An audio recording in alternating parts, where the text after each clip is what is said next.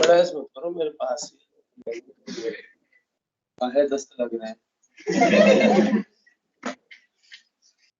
घूमेगा उल्टी खाऊ क्या?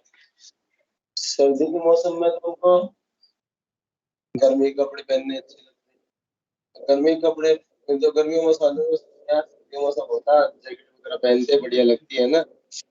तो सिस्टम उल्टा हो गया है। क्या है, दिनों में है ना हो रहा, बता सही है नहीं। सर्दी के मौसम में तो भाई गर्मी के कपड़े पहन चलो, क्यों? क्योंकि दुनिया देखे, अरे यार ये मर्द में दर्द नहीं होगा, ये असली आदमी। चाहे वो अलग बात है, छुट्टी गुम हो रही हो, बाहर जो हवा चल रही है, थोड़ा इसमें उल्टा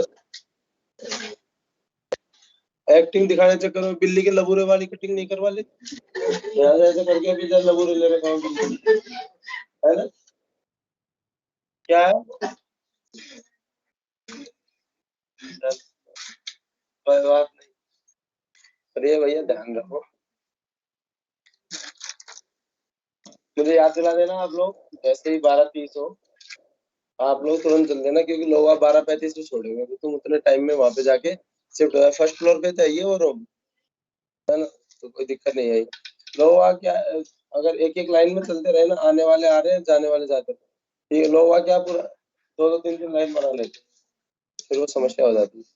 अच्छा, इस हफ्ते अपनी केवल एक ही क्लास, लेकिन क्योंकि मैं एक ही क्लास रहने दूंगा,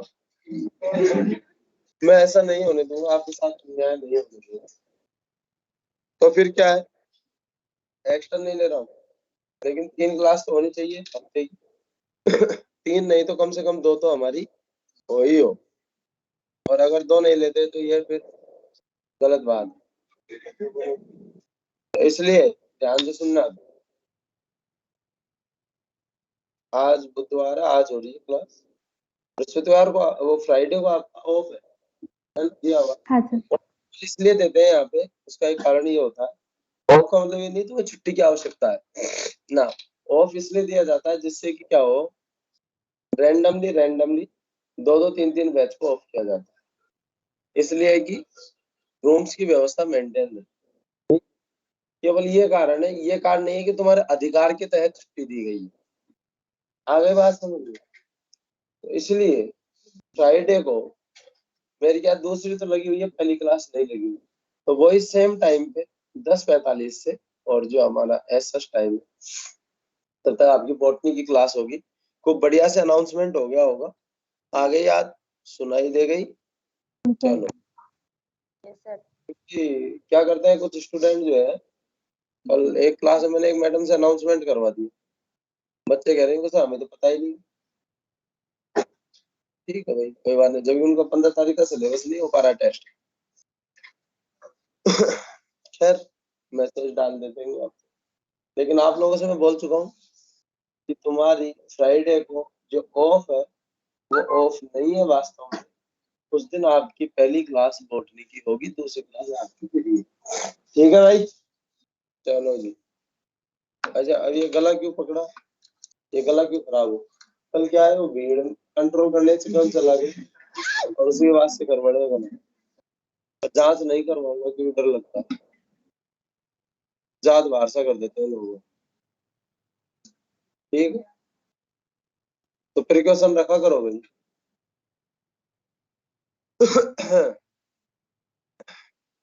कहाँ तक हुआ है ये बताओ? हाँ, परिवहन चल गया अपना तो।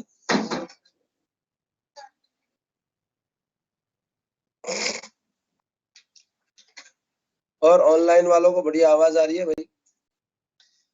जी सर। Yes sir.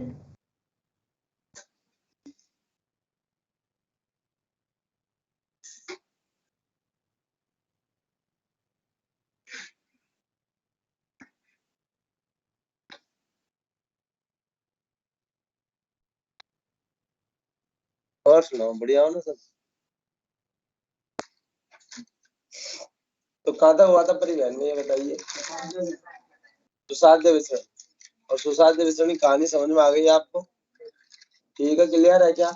और बताओ भाई, ये जो पोरिन्स होते हैं विशाल छिद्र है या सूक्ष्म छिद्र है? क्योंकि हमारी एनसीईआरटी, तो अब वो कोशिका संदर्भ में बात हो रही है, ये थोड़ी तुम तुम्हारी आंखों से देखने के संदर्भ में बात हो रही है। कोशिका के लिए तो क्या वो विशाल छिद्र है अपने आप में। आगे और कितने भार तक के प्रोटीन, मतलब कितने भार तक के अणु उनमें, कम भार तक के प्रोटीनों के बराबर, कम भार के जो प्रोटीन है उनके भार के बराबर के अणु उनके द्वारा स्थानांतरित हो जाए। अब उसमें कोई डेफिनेशन डिफाइंड नहीं है, और कम भार का कौन सा प्रोटीन, ये भी कोई डिफाइंड नहीं है। दूसरी बात, जल के जो चैनल होते हैं उनको बोलते हैं एक्वापोरिन्स, उनकी प्रोटीन उप इकाई को बोलते हैं एक्वापोरिन प्रोटीन उप इकाई। और ये एक जल चैनल कितनी एक्वापोरिन, 8 एक्वापोरिन उप इकाई। क्लियर है सबको? लिखने के लिए भी दिया ही होगा, मैं ऐसा नहीं हूं कि नहीं, क्योंकि मुझे अपने ऊपर विश्वास है। दिया था ना? चलो ठीक।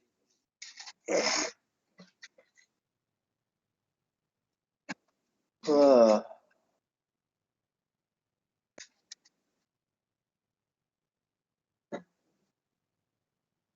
निशान भी लगा रखा है। ये निशान क्यों लगाने पड़े? क्योंकि कुछ एक है नालायक जो बेवकूफ बनाई हुई, सर यहाँ तक नहीं दिया था, यहाँ तक दिया। क्या वो बच्चे क्लास में, अब ठीक है, कौन बिना मतलब क्यों टंटे करे, है ना, विरोध क्यों करे, है ना, लोग बात चुप रह जाते, इसलिए अब निशान लगाने लगे। तुम तो ईमानदार है ना? चलो दे, समझ में आया भाई सुसाध्य विसरण? अब ध्यान से सुनिएगा भाई। अब ये सुसाध्य विसरण संदर्भ में बोला हुआ हमारी एनसीईआरटी में, लेकिन मैं आपको बता दूं, कोई भी चाहे सक्रिय परिवहन जो हो रहा है प्रोटीनों की सहायता से, या कोई सा भी आपका जैसे ये वाहक प्रोटीनों की सहायता से अगर सपोज सुसाध्य विसरण हो रहा, बात क्लियर है सबको? सब में क्या कहानी है, सपोज करो ये झिल्ली है भाई, ये झिल्ली है या नहीं? अभी मत कहते ना सर ये दो झिल्लियां है क्या, अरे नहीं भाई, ये झिल्ली की एक फलक और ये दूसरी फलक। बात क्लियर है सबको? आई बात समझ में? कोई दिक्कत नहीं। अब सपोज करो झिल्ली में कोई वाहक प्रोटीन है, और उससे अगर कोई एक अणु केवल एक ही दिशा में परिवहित हो रहा है, चाहे अंदर से बाहर या बाहर से अंदर। ठीक है, क्लियर है क्या? आई बात समझ? हो सकता है कि भाई क्या हो, दो अणु जो है वो एक साथ स्थानांतरित हो रहे हो। आ गई बात? दो अणु मतलब जैसे वो कैल्शियम और मैग्नीशियम दोनों बार, जैसे वो आपने सोडियम पोटेशियम एटीपीएच पंप पढ़ा था, नहीं पढ़ा था? और सोडियम ग्लूकोज ट्रांसपोर्टर भी पढ़ाया होगा आपको, कहीं ना कहीं पढ़ाया है सर ने, जूलॉजी में पढ़ाते हैं सोडियम ग्लूकोज ट्रांसपोर्टर। अब मुझे ये सोडियम पोटेशियम पंप पता है। सोडियम पोटेशियम पंप तो मैंने बता दिया तुम्हें। नहीं सर, जूलॉजी में बता सर दिया। उसके बाद न्यूरॉन वाले में बता। अरे एक सोडियम ग्लूकोज ट्रांसपोर्टर भी कहीं ना कहीं पढ़ाते हैं, कोई बात नहीं, पढ़ा, कोई बात नहीं, है ना, कोई बात नहीं। ठीक है, तो देखो इसको बोलते हैं यूनिपोर्ट। क्या बोलते हैं? अगर कोई एक भाग के द्वारा एक ही अणु स्थानांतरित हो रहा है एक बार में, और केवल एक ही दिशा में हो रहा है, तो उसको हम क्या कहेंगे? यूनिपोर्ट। लेकिन अगर कोई भाग के द्वारा कोई दो अणु जो है वो एक साथ, दो भिन्न अणु, कोई भी भिन्न पदार्थ एक साथ एक ही दिशा में स्थानांतरित होते हैं, तो उसको हम क्या बोलते हैं? सिम्पोर्ट। क्लियर है सबको? और अगर भिन्न दिशा में होते हैं तो क्या बोलते हैं? एंटीपोर्ट। जैसे सोडियम पोटेशियम एटीपीएच पंप पढ़ा, इसको बताइए हम क्या कहेंगे? को ट्रांसपोर्ट कहेंगे, नहीं कहेंगे? क्योंकि दोनों का ए और बी का परिवहन एक दूसरे पे साथ होता है, या तो एक साथ, जैसे फॉर एग्जांपल अगर कोई भी भाग उसके द्वारा, या अलग अलग, लेकिन होगा एक साथ। जब ये इसको यहाँ पे ट्रांसफर करेगा तो इसको यहाँ पे भी ट्रांसफर करेगा, तो इसको बताइए को ट्रांसपोर्ट या सह परिवहन कहेंगे, नहीं कहेंगे? बोलो आया ना? या कपल्ड ट्रांसपोर्ट। कोई दिक्कत किसी को? नहीं ना?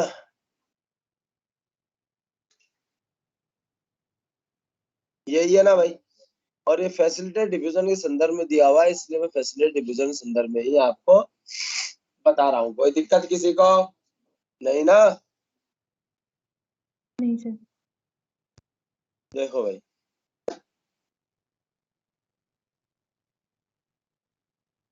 दिसंबर आ गया तो देखो समझ में आई बात। प्रोटीन अवरोधों के प्रति संवेदी होंगे नहीं होंगे? अब बताइए सक्रिय परिवहन में है ना, कुछ भी डिस्कस नहीं करा क्योंकि मैं तुम्हें पहले ही बता चुका हूँ। तो मैं आपसे केवल रिमाइंड करवा रहा हूँ। सक्रिय परिवहन बताइए शांता प्रवणता के विरुद्ध होता नहीं होता? शांता प्रवणता Yes, sir. शांता प्रवणता के विरुद्ध यानी निम्न से उच्च सांद्रता की होती है। क्लियर? दूसरा बताइए, इसको शिखरोपरि भी कहते नहीं कहते? ऊर्जा का उपयोग होता है। आगे बात में एटीपी ऊर्जा का उपयोग होता है। दूसरा अगर हम बात करें तो बताइए भाई, इसमें ऊर्जा एटीपी का उपयोग हो रहा है और पंप प्रोटीनों की सहायता से होता नहीं होता? आगे बात समझ में? ठीक है, क्लियर है क्या? इधर भी हो सकता है। और पंप प्रोटीनों की सहायता होता है, पंप प्रोटीन विशिष्ट होते नहीं होते? प्रोटीन कहीं भी आगे विशिष्ट होगा, है ना? तो विशिष्ट होंगे वो अपने जो भी अणु विशिष्ट होंगे, जिस अणु का परिवहन कर रहे हैं वो उसी का परिवहन करेगा। ये थोड़ी कैल्शियम का एटीपीएच पंप केवल कैल्शियम का ही करेगा, H प्लस का एटीपीएच पंप केवल H प्लस का ही करेगा। आगे बात ये थोड़ी ठाला बैठा हूँ चल कैल्शियम का करेगा। आगे बात समझ में? और बताओ, प्रोटीन अवरोधों को प्रति संवेदी होंगे नहीं होंगे? यस और नो? अब ध्यान से सुनना। देखो भाई, is important. Active transport use energy and pump protein molecule against concentration gradient यानी सांद्रता प्रवणता के विरुद्ध। मैं आपको पता है क्यों पढ़ के सुनाता हूँ इंग्लिश वाली एनसीईआरटी? इसलिए कि आपको जब फर्स्ट ईयर में जाओगे ना तो आपको कहीं कोई दिक्कत नहीं आई। और मैं आपको एक बार बता दूं, क्या सच्चाई बता दूं, कुछ भी हो जाए यार, कैसी भी एजुकेशन लो आगे की, इंग्लिश मीडियम में ले, अगर आपको अपना जीवन बनाना, ठीक है? क्योंकि आपको सहूलियत के लिए हिंदी मीडियम तो बहुत सहूलियत लगेगी शुरुआत में, लेकिन वो स्वीट पॉइजन है यार। अब ऐसा नहीं है मैं हिंदी की बुराई कर रहा हूँ, नहीं, क्योंकि आज की डेट में इंग्लिश मीडियम में अगर एजुकेशन लेते हैं ना तो आगे पूरा फिर सही रहता है, आपको दिक्कत नहीं जाती। आगे कुछ भी करना है इंग्लिश मीडियम में करना।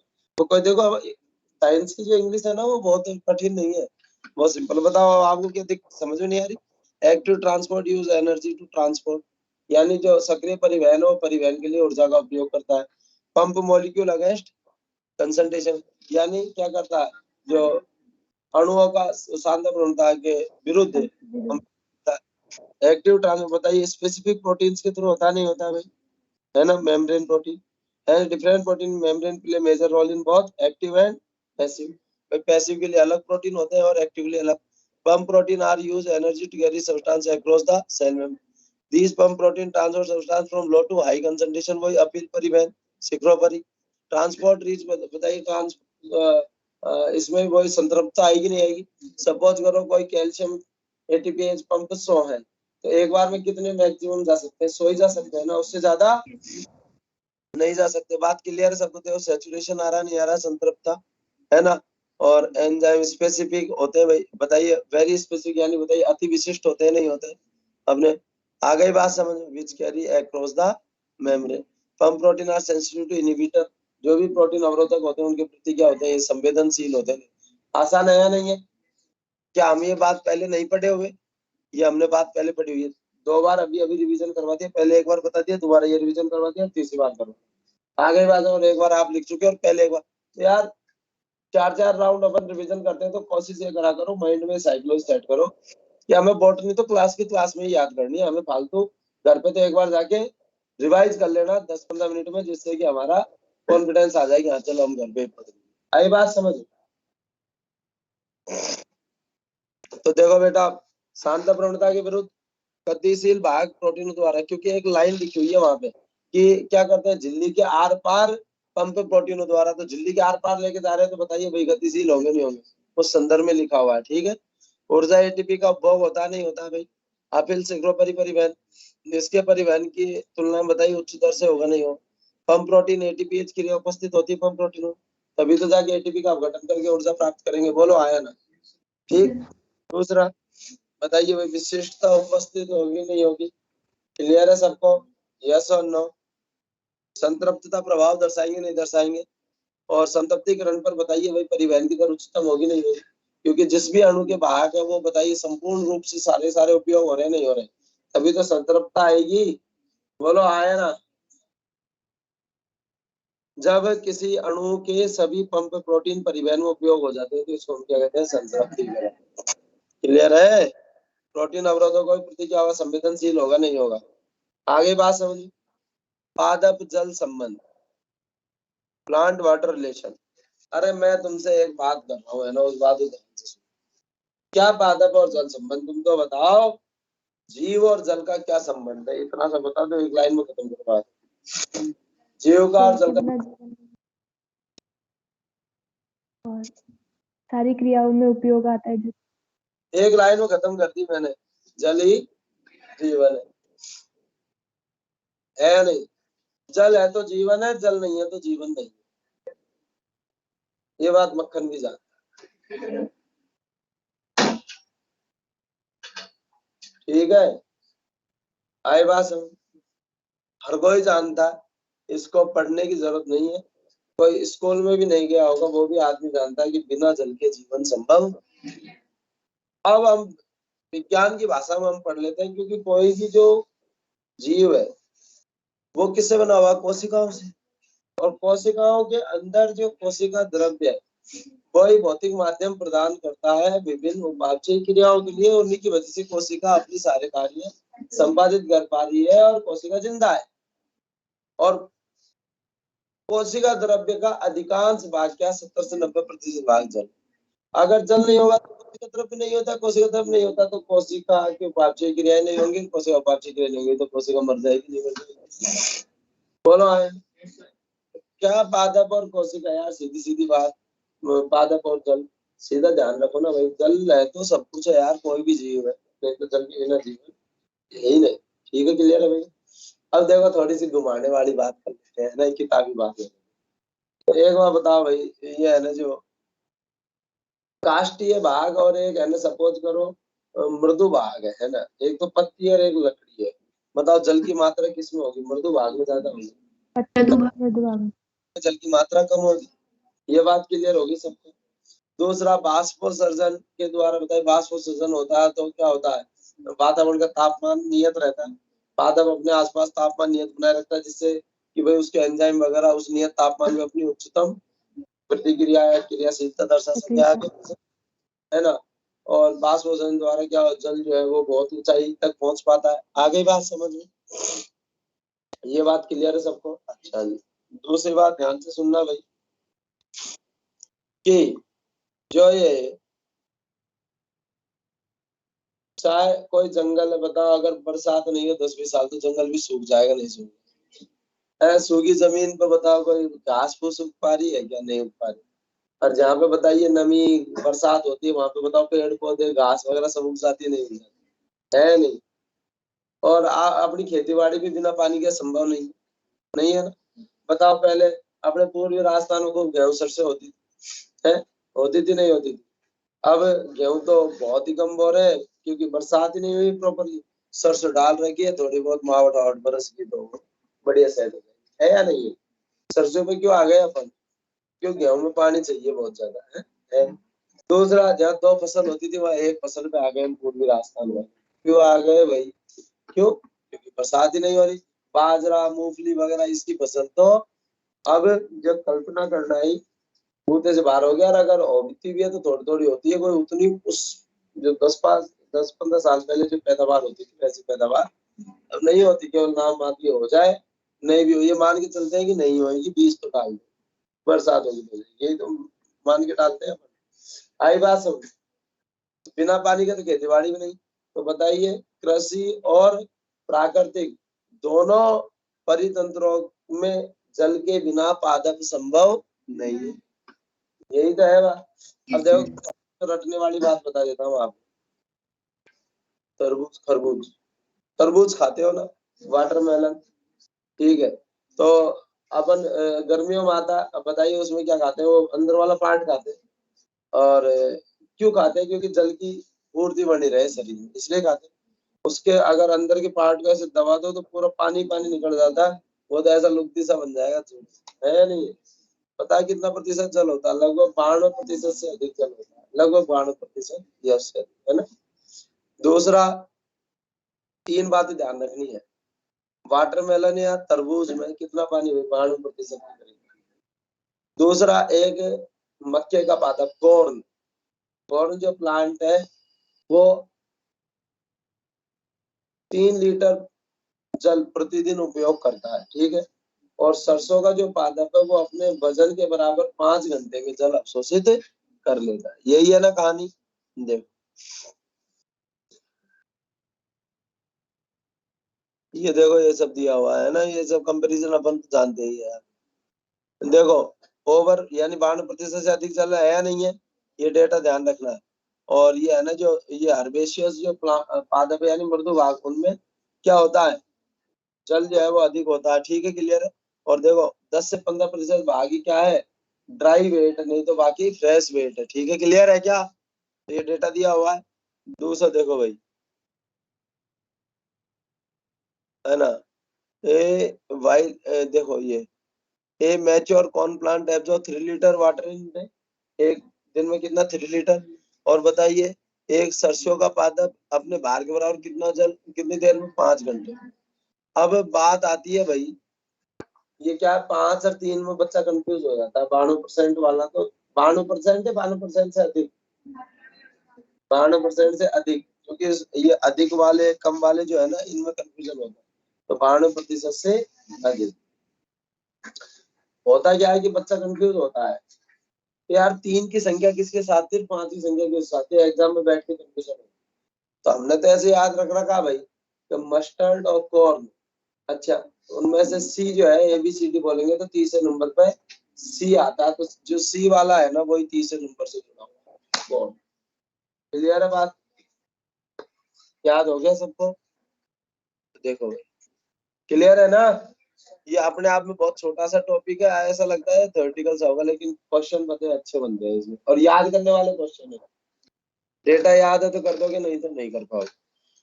बताओ भाई, जल पादपों की सभी रासायनिक क्रियावली अनिवार्य है नहीं? अब किताबी बात कर लेते हैं, वैसे हमने बेसिक बातें सारी करी ली। कोशिका का लगभग 70 से 90% भाग क्या होता है भाई? बताइए, जल होता है नहीं होता है? प्रकाश संश्लेषण में जल की महत्वपूर्ण भूमिका, क्योंकि बताइए O2 का जो उत्पादन होगा वो जल के प्रकाशिक अपघटन से ही तो होता है। प्रकाशिक अभिक्रिया में प्रकाशिक अभिक्रिया होती है ना प्रकाश संश्लेषण की। दूसरा, तरबूज में बताइए 92% तक जल होता है, 92% से अधिक लिखो, तक को काट दो। तरबूज में 92% से अधिक जल होता है।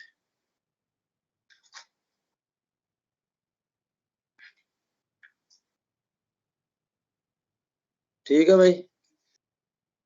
दूसरा, अधिकांश शाकीय पादपों, शाकीय पादप समझ गए, जो मृदु पादप, बताइए शुद्ध भार का केवल कितना प्रतिशत भाग? 10 से 15% ही शुद्ध भार के रूप में होता है। तो यानी इसका मतलब बताइए कितना प्रतिशत भाग जल का होता है? अप्रत्यक्ष रूप से पूछ सकता है ना भाई, शुद्ध भार का शुष्क भार कितना? 10 से 15%। तो इसका मतलब कितना प्रतिशत जल है? 85। एक परिपक्व मक्के के पादप यानी कौन पादप में बताइए लगभग 3 लीटर जल अवशोषित करता है एक दिन में। और सरसों का पादप 5 घंटे में अपने भार के बराबर जल। तो ABCD सी थर्ड कॉर्न है ना, 3 की संख्या कौन के साथ? दूसरा बताइए भाई, जल कृषि और प्राकृतिक दोनों पर्यावरणों में बताइए पादप वृद्धि और उत्पादकता के लिए सीमाकारी कारक है नहीं? क्योंकि जल है तो सब कुछ, और जल नहीं है तो जोशी भी नहीं पढ़ा पाता आपको, क्योंकि बार बार पानी पीता है या नहीं है? बिना पानी के बताओ हालत खराब हो जाएगी नहीं हो जाएगी? रटोगे नहीं, चीजों को समझोगे ताकि। 3 मूल मंत्र पता है आपको इस शांता किसके संदर्भ में? सॉल्यूट, जल सॉल्यूट के संदर्भ में, से गाढ़े की तरफ, यानी उससे अधिक सांद्र की हो। और जो पराशर दाब है वो OP के समानुपाती होता है, यानी लो OP से उच्च OP की तरफ। जितना गाढ़ा होगा OP उतना ही ज्यादा होगा। OP एक तरीके से बोल सकते हैं जल को खींचने की ताकत। बोलो आया ना? ठीक है, अरे ठीक है। ओ परासरण, बताइए भाई परासरण में क्या होता है। अब मैं आपसे एक सामान्य बात कर रहा हूँ क्योंकि बच्चे बहुत छोटे बहुत माइनर मिस्टेक करते हैं इसमें, आते हुए गलत करते हैं। बताइए परासरण, एक पढ़ो मत यार, गलत बताएंगे ना, सुनोगे ध्यान से तो याद हो जाएगा। परासरण क्या होता है बताओ भाई, डेफिनेशन बताओ, एक एक स्टूडेंट से पूछो, आप बताओ डेफिनेशन। जल का अपनी सही ढंग से बोलो।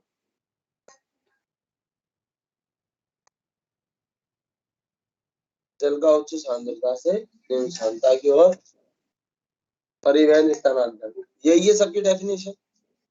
गलत डेफिनेशन, आपने केवल क्या बोला, देखो आप सुनो, मैंने कहा ना, अरे आप सुन लो मेरी बात को। स्टूडेंट जो गलती करता है वो यहीं पे करता है, माइनर मिस्टेक कर जाता है, और ये सामान्यतः हर कोई स्टूडेंट करता है, क्योंकि डेफिनेशन वो जल्दबाजी में बोल जाता है। जल का उच्च सांद्रता से निम्न सांद्रता की ओर परिवहन, उसके मन में वो जान रहा है कि भाई मैं जल के संदर्भ में बोल रहा हूँ, भाई जल की जो उच्च सांद्रता है उसकी तरफ, लेकिन आपने जो बोली डेफिनेशन क्या बोली, और वो क्वेश्चन भी उच्च सांद्रता से निम्न सांद्रता की ओर परिवहन। मैंने आपसे कहा, आपने कुछ नहीं बोला ना, किसकी सांद्रता क्या बताओ, सांद्रता किसके संदर्भ में, विलय की। विलय। और आपने क्या कहा, जल का उच्च सांद्रता से निम्न सांद्रता, तो उच्च सांद्रता मतलब गाढ़े विलयन से पतले भी जाएगा सर, तो ना नहीं जाएगा ना, तो गलत हो गई, नहीं हो गई डेफिनेशन। और बहुत छोटी सी लेवल पे हमने ध्यान नहीं दिया तो थोड़े से उसमें मिस्टेक कर दिया। तो आप इसलिए ये सोचो कि अच्छा पानी पतले से गाढ़े की तरफ जाता है, कभी भी क्वेश्चन गलत नहीं होगा।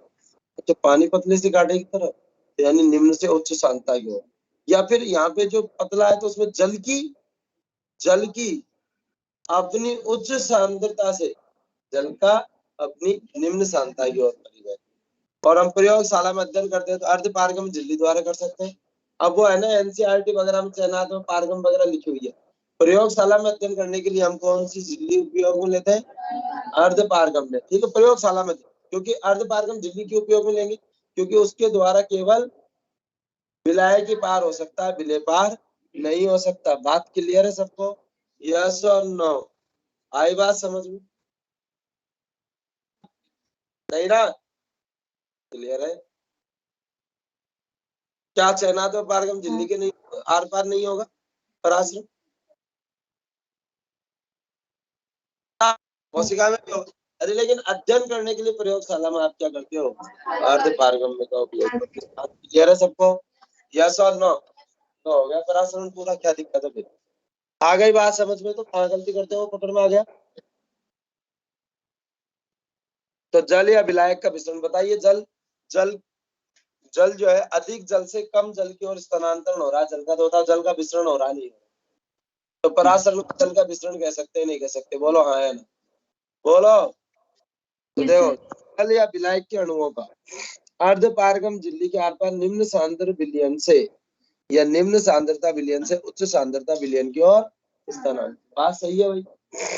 अर्ध पारगम झिल्ली, अर्ध पारगम बार बार क्यों लिख रहा हूँ, क्योंकि प्रयोगशाला में अध्ययन के लिए, क्या चयनात्मक पारगम से नहीं हो सकता, हो सकता है, ठीक है। तो अर्ध पारगम झिल्ली के आर पार जल के अणुओं की, जल की उच्च सांद्रता से निम्न सांद्रता क्षेत्र की ओर गति है या नहीं है। जल या विलायक का बताइए अल्प दूरी परिवहन या निष्क्रिय परिवहन है या नहीं, दो कारकों द्वारा संचालित होता है ये, बताओ भाई कितनी तो विलय की सांद्रता है या नहीं है। भाई जितना ज्यादा गाढ़ा होगा जल को खींचने की उतनी क्षमता होगी, पतले से गाढ़े की तरफ जाता है या नहीं है। और दूसरा कितनी दाब पड़ रही है या नहीं भाई, एक तो बिना दाब की धारा, एक तो सपोज ज्यादा दाब लगा रहे तो बताओ पानी और ज्यादा जाएगा नहीं जाएगा स्पीड, आ गई बात समझ। ये मैंने क्यों स्टार मार्क करे, क्योंकि एनसीईआरटी में दिए हुए कि बताइए पराशरण कौन से कारकों द्वारा संचालित होता है, तो दो कारकों द्वारा संचालित होता है, विलयन में विलयों की सांद्रता और दाब, क्योंकि जितनी ज्यादा विलयन में विलयों की सांद्रता होगी, जितना ज्यादा उतना पानी वो उतना खींचेगा, जिसमें कम होगी उससे पानी गाढ़े की तरफ जाएगा, है या नहीं है। बहुत आसान है चैप्टर ये, कंफ्यूज हो जाते हैं इसमें, लेकिन ये बहुत सिंपल चैप्टर है, केवल आप इसको ध्यान से पढ़ते लो। 3 बातों के पीछे पूरा चैप्टर है। आगे बात समझ में, आगे की जो बात पढ़ा रहा हूं मैं आपको, ये केवल मैं पराशरण ही नहीं पढ़ा रहा हूँ, मैं इस चैप्टर का पूरा निचोड़ पढ़ा रहा हूँ। और आप खुद देख लेना, मैं पूरा चैप्टर बाकी में समराइज कर रहा हूँ यही। अब तो फिर तो वो इक्वेशंस वगैरह बताएंगे जो बहुत आसान है, लेकिन क्या अभी आपको बातें समझ में आती नहीं आती? पूरा चैप्टर का निचोड़ है ये। इसमें हम जल विभव भी पढ़ लेंगे, इसमें हम है ना जो चूषण दाब भी पढ़ लेंगे, सारी कहानी इसी के अंदर पढ़ोगे खत्म।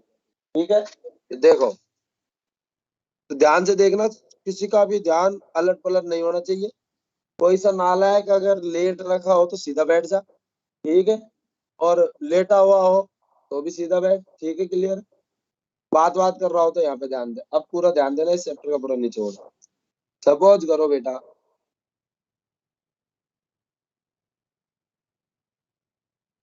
यह है अर्ध पारगम्य झिल्ली।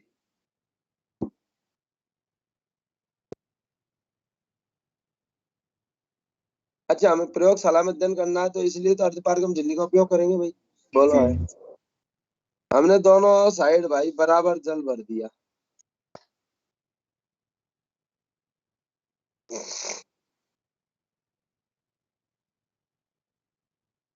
जल भर दिया भाई बराबर, बिले डालो भाई।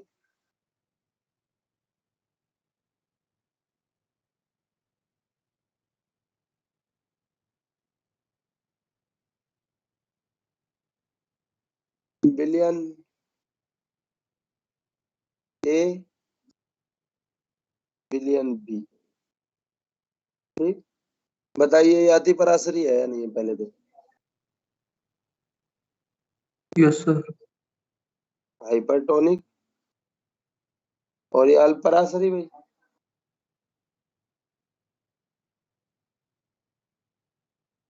तो देखो भाई, जल की उच्च सांद्रता है या नहीं है? है सर। जल की निम्न सांद्रता, पूरा चैप्टर का निचोड़ है ये। और बता देना मुझे साथ हटाओ।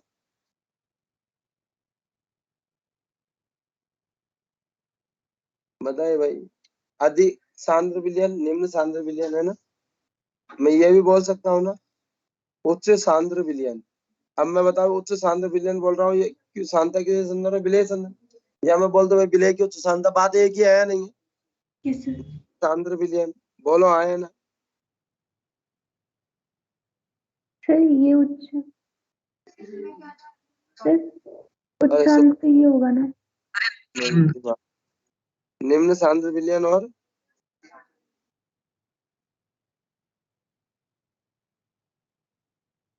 ठीक है भाई, क्लियर है सबको यहाँ तक?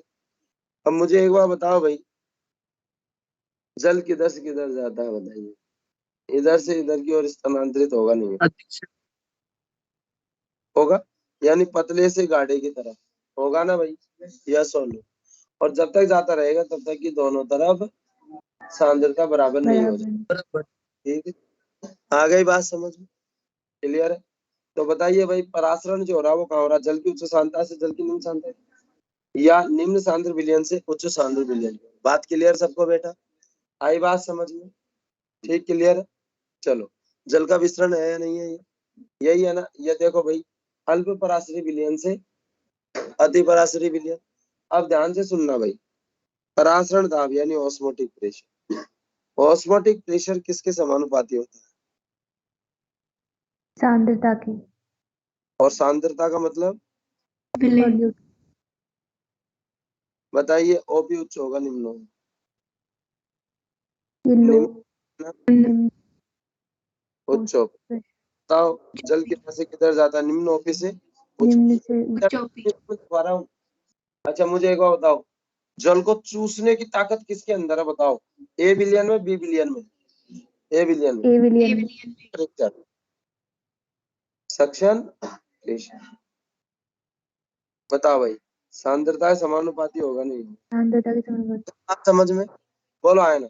इसको सक्शन प्रेशर को ऐसे बोल सकते, और पता है इसको सक्शन प्रेशर को डीपीडीबी कहते हैं, डिफ्यूजन प्रेशर डेफिसिट। बात क्लियर है सबको? विसरण दाब न्यूनता है, डिफ्यूजन प्रेशर डेफिसिट। तो जब भी डिफ्यूजन प्रेशर डेफिसिट आए ना, क्वेश्चन डीपीडी के संदर्भ में पूछ जाता है, डीपीडी लिख के आपके मन में उसको तुरंत क्या कर लो, अच्छा डीपीडी को चूषण दाब भी कहते हैं, लो आंसर ही, मामला ही खत्म हो गया। क्योंकि जैसे ही आपने चूषण दाब, अच्छा डीपीडी को तो चूषण दाब और कहते हैं, फिर तो आपके मन में तुरंत ही कॉन्सेप्ट क्लियर हो गया। अच्छा चूषण दाब, तो भाई चूषण दाब तो जो जितना गाढ़ा होगा ना उतना जल को चूसने की क्षमता ज्यादा होगी। लो हो गया कॉन्सेप्ट क्लियर, आगे बात समझ में। तो बताइए भाई, जल किधर किधर जाता है बताइए, तो बताओ शोषण दाब जो है सांद्रता समानुपाती है या नहीं है, तो बताओ भाई, निम्न एसपी से उच्च एसपी या डीपी है या नहीं है, और ये उच्च एसपी। कोई दिक्कत किसी को? यही तो कहानी है पूरे चैप्टर में, यही है, पानी किधर किधर जा रहा है, ओपी के संदर्भ में, डीपीडी के संदर्भ में, एसपी डीपीडी आए तब आपकी जगह तुरंत आ जाना चाहिए क्या है शोषण। अच्छा जल विभव, वाटर पोटेंशियल, पोटेंशियल का मतलब क्या है, मैं आप एक बात करो, एक तो सपोज करो बहुत तगड़ा पहलवान है और एक बिल्कुल सूखा सा आदमी है, अब दोनों में लड़ाई करवाए तो बताइए आप, आपके मन में क्या रहा बताओ, किसमें पोटेंशियल ज्यादा, पोटेंशियल मतलब ताकत, किसमें ताकत ज्यादा हो, तगड़े में ज्यादा है या नहीं। तो ऊर्जा जितनी ज्यादा होगी, जिसमें ऊर्जा का स्तर, उसमें हम क्या कहेंगे भाई, इसमें पोटेंशियल ज्यादा है, यस और नो। बताओ भाई, जल विभव यानी जल की ताकत, जल विभव बोलो, तो जल विभव क्या, जल की ताकत। जल की ताकत कब होगी, जब जल के ज्यादा अणु होंगे तभी तो होगी ना। नदी है, अरे कहना नाली है, बताओ कहाँ कहाँ पे जल की ताकत ज्यादा होगी, बहती हुई नदी में जल की ताकत ज्यादा होगी नहीं होगी है, क्योंकि नाली में तो कीचड़ भी भरा हुआ है या नहीं है, जल की ताकत तो वही ज्यादा।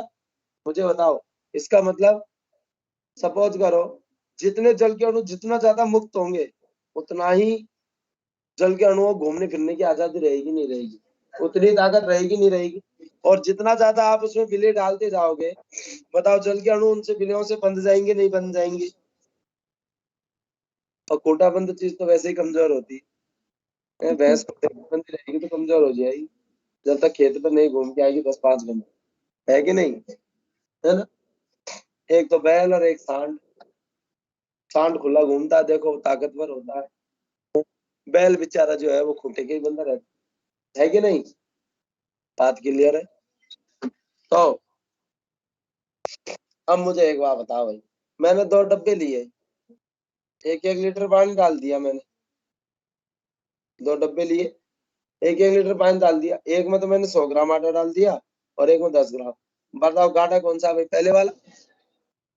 जल के अणु किसमें मुक्त है, मुझे तो ज्यादा मुक्त किसमें, दूसरे वाले में है ना। तो अब दोनों का पाइप से जोड़ दो, बताओ पानी क्या होगा, आराम से इधर से इधर आएगा, क्योंकि मुक्त है, ये तो बेचारे बंधे हुए हैं इसमें तो पहले। तो जल के अणुओं का विभव किसमें ज्यादा है, जल के अणुओं की ताकत किसमें ज्यादा है, इसका मतलब बताइए, वाटर पोटेंशियल।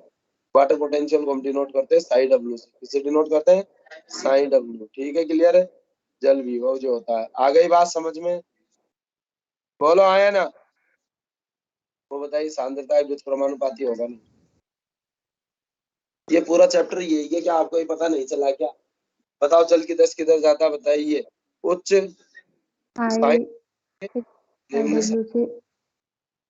यही है पूरा चैप्टर, क्या आपको समझ में नहीं आया, कहानी तो यही तो पूछ रहा है, बच्चों जो टफ लगता है ना ये वाला पोर्शन लगता है, जल विभव में कौन, जल विभव किधर से किधर जाएगा, एस टू किधर किधर जाएगा, ओपी में, तुम्हें पूरी कहानी पता चल गई नहीं चल गई, ये बताओ। ये लो भाई पूरा निचोड़ हो गया, सिंपल है या नहीं है, आ गई बात समझ, टेंशन फ्री रहो मस्त।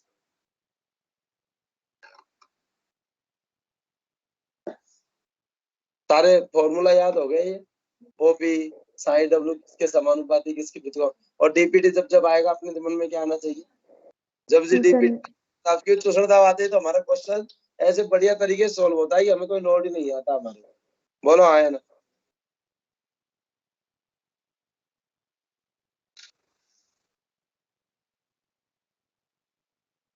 यही लिखी हुई है ना कहानी पूरी, तुम लिखोगे भी अभी, है ना, क्योंकि आज्ञाकारी हो ना तुम तो, नहीं कितने जिन्होंने लिख रखे हैं, हाँ। तो बाकी और ने तो नहीं लिखा ना, लिखो, क्योंकि स्टूडेंट बहुत आज्ञाकारी है मेरे, जितना कहता हूँ उतना ही, लेकिन थोड़ा तीव्र दर के साथ करिए आप। नदी के जल के साथ करिए, स्पीड से करिए, ना कि नाली के जल के साथ।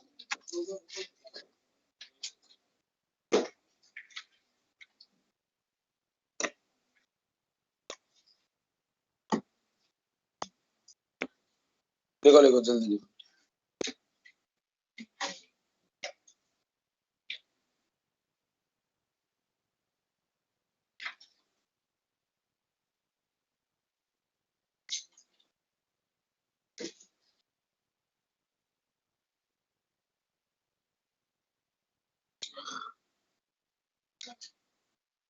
ये बटन वो कभी मत छेड़ना, मैं तुम्हें आज बता दी कि पहले दिन की क्लास है, इस वाले बटन, क्योंकि ये सीधा ये लाइट है। कौन सा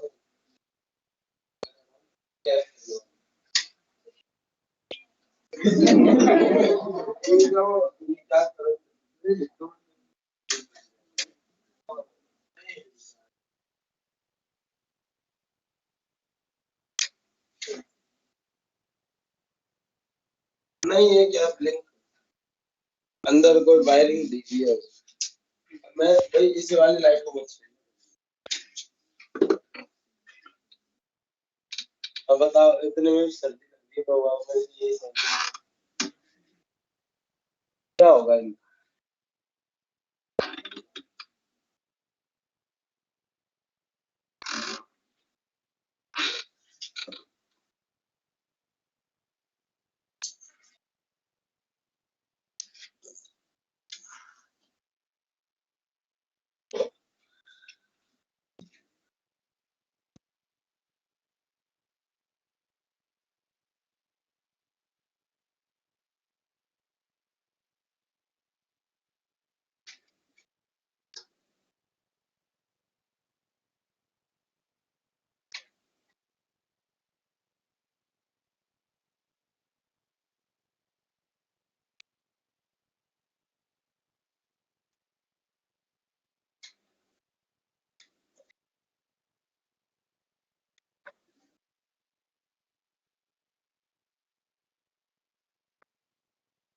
हो गया?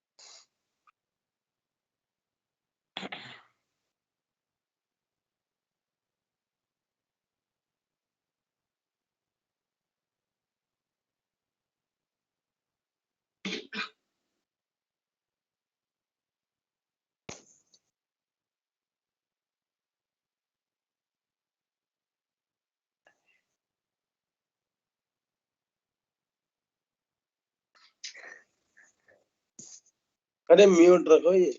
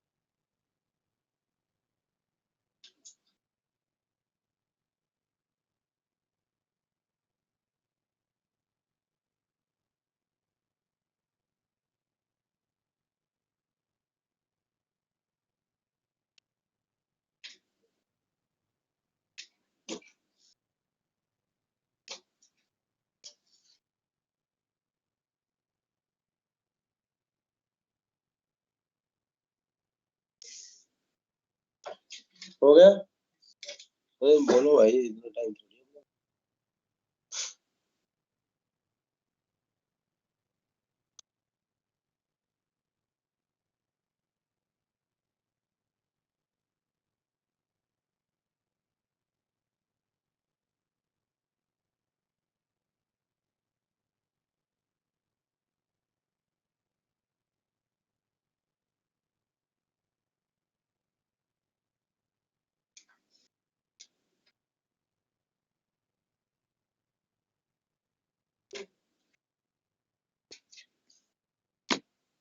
हो गया सबका? है? हो गया? तो देखो भाई, पराशरण के दौरान जल की गति कहाँ से कहाँ तक होती है? शुद्ध जल या शुद्ध विलायक। शुद्ध जल का मतलब क्या है? शुद्ध जल का मतलब कौन सा पानी? डिस्टिल वाटर या mineral water? Distil water, distil water. इसमें आयंस वगैरह नहीं। क्यों?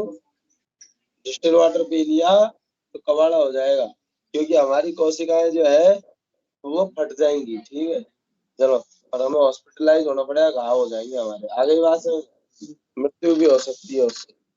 ठीक है, तो मिनरल वाटर पीते हैं। तो यहाँ जो शुद्ध जल बोला जा रहा है ना, वो डिस्टिल वाटर के लिए बोला जा रहा है, क्योंकि मिनरल वाटर में तो मिनरल्स भी है नहीं, विलेय उपस्थित है ना। डिस्टिल वाटर जो आसवन विधि द्वारा तैयार किया गया जल है, जिसमें जल की जो बूंदे हैं वो उनको भाप में कन्वर्ट किया जाता है और फिर उनको फिर आसवित किया जाता है। आ गई बात समझ में? बोलो हाँ या ना। तो शुद्ध जल या विलायक से बताइए विलयन की ओर। निम्न सांद्र विलयन से उच्च सांद्र विलयन, उच्च साई डब्ल्यू से निम्न साई डब्ल्यू है या नहीं है? यानी अब साई डब्ल्यू क्या है बताइए? ऊर्जा के संदर्भ में है ना, जल की मुक्त ऊर्जा से जल की जल निम्न। विभव, लो डीपीटी एसपी से आईडीपीटी एसपी, लो ओपी से आईओपी। लिखो।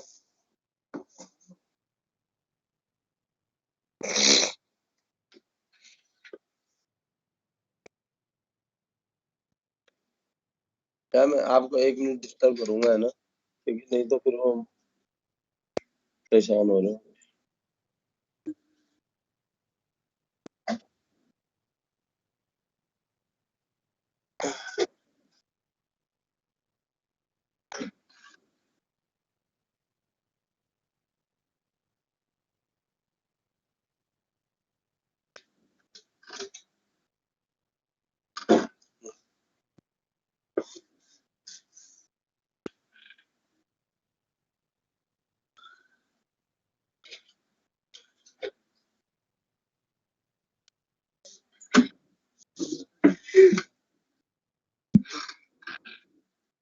सर्दी थोड़ी लग रही है तुम्हें?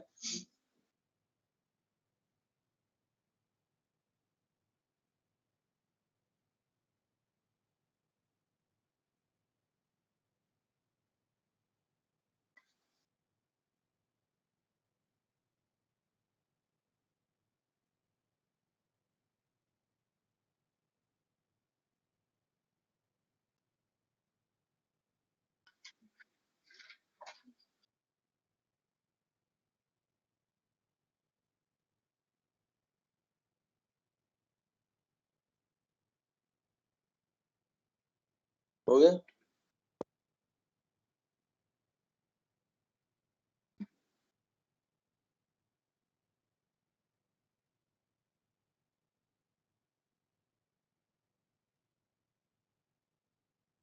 ये जो ओमिक्रॉन है ना, इससे ज्यादातर जो अफेक्ट हो रहे हैं 5 साल से कम के बच्चे ज्यादा अफेक्ट हो रहे हैं, जो डेटा आया है।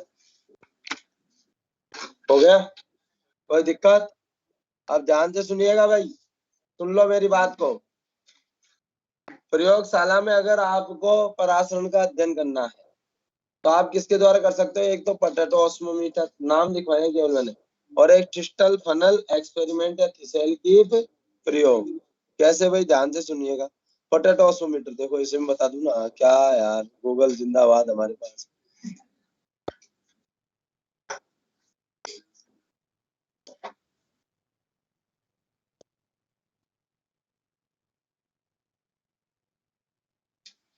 देखो पोटैटो ऑस्मोमीटर एक्सपेरिमेंट, देखो इधर देखो, कुछ भी नहीं है। आलू है ये, आलू में कट करके देखो, देखो यार तुम मजाक क्यों लेते हो यार? मैं अगर कोई हल्के में कहता हूँ बात को तो तुम भी हल्के में लेकिन लो, लेकिन देखो तो सही। देखो आलू कट करा, इसमें सुक्रोज का विलयन भर दिया। किसका भर दिया? और इसको डिस्टिल वाटर में रख दिया। अब रात में साहब पिन यहाँ लगाई थी, ठीक है, और देखा कि है ना, जो धीरे धीरे क्या हुआ, अब जल का अवशोषण हुआ। बताओ पिन यहाँ तक जल की मात्रा आ गई नहीं आ गई? बताओ पिन यहाँ लगाई थी, बताओ जल इतना ऊपर चढ़ गया नहीं चढ़ गया? बोलो आया ना? कैसे चढ़ा? इसे बोलो जल का अवशोषण हुआ नहीं हो तो से आगे की तरफ हो रहा नहीं हो रहा? बोलो आया ना? दूसरा ध्यान से सुनना भाई,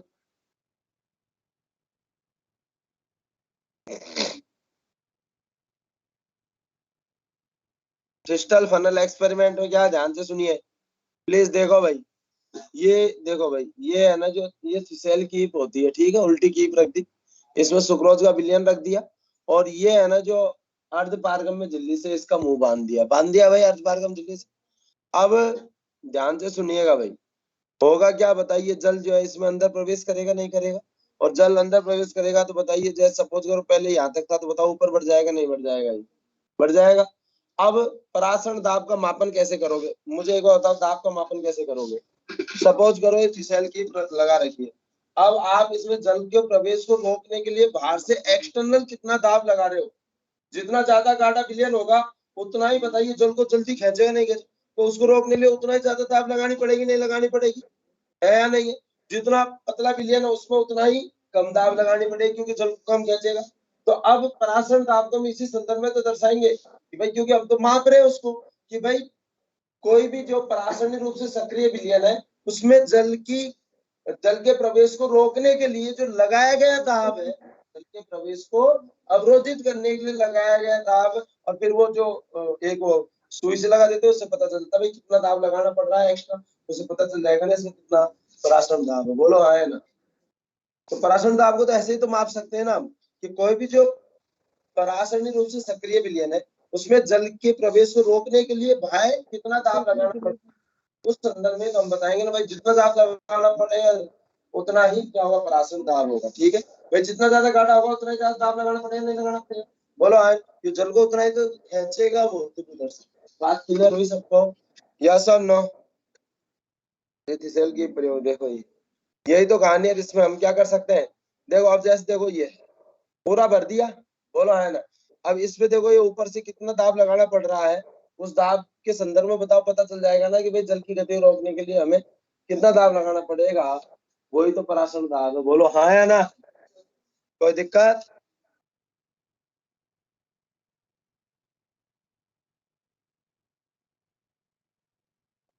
एनसीईआरटी में तो क्या क्रम अलग अलग दिया हो, मैं अपने हिसाब से पढ़ाता हूँ, क्योंकि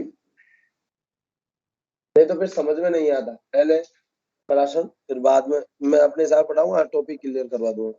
देखो दिया हुआ है, नहीं दिया हुआ है, बोलो आया नहीं। अब यहाँ पे क्या है मैं आपको बता दूं, है ना, egg cell dissolve leaving the membrane intact. अंडे की झिल्ली जो होती है वो क्या होती है बताओ, अर्ध पारगम में होती नहीं होती, है ना। अब लेकिन क्या है कि उल्टी सीधी बेवकूफ बड़ी बातें कर रखी है कहीं पे, है ना। सेलेक्टिवली परमेबल मेम्ब्रेन लिखा हुआ है, लिखा हुआ है चना तो पारगम। और फिर आगे क्या कह रहा है, अंडे की झिल्ली लगाई, बोलो आया ना, बात क्लियर हुई सर। चना तो पारगम नहीं लगा सकते भाई, प्रयोगशाला में हमें करना है तो अर्ध पारगम में लगानी पड़ेगी। तो अब ठीक है यार, अब बेवकूफी कर रखी है तो मैं क्या करूँ, कितनी स्तर तक बेवकूफी बताऊंगा। आ गई बात समझ। भाई कोई घर का कोई सदस्य है, कोई गलती करके आ रहा है, अपन ने एक बार माफी मांग ली तो अब वो दिल्ली है ना बेवकूफी करेगा तो कहाँ तक उसकी अपन बातों को है ना छुपाएंगे। तो ठीक है, दो इसमें जूत दो पहले, फूटो इसको, तो उसको लगेगा घर वालों सपोर्ट करता हूँ अपने आप सुधर जाए, है या नहीं। वही बात है, तो मैं कहाँ तक इसके गलतियों को सिर आंखों पर रखूं, गलत है या नहीं। प्रयोगशाला में हम चयनात्मक पारगम के द्वारा तो अध्ययन ही नहीं कर सकते भाई। बात क्लियर हुई सबको। दूसरा बताइए, अंडे की झिल्ली की बात हो रही तो बताओ यार, अंडे की झिल्ली जो है वो तो अर्ध पारगम में होती है। बात क्लियर है सबको, यस और नो। हाँ लोड मतलब आपके एक एक क्वेश्चन सारे सॉल्व हो गए, ये मेरी गारंटी है।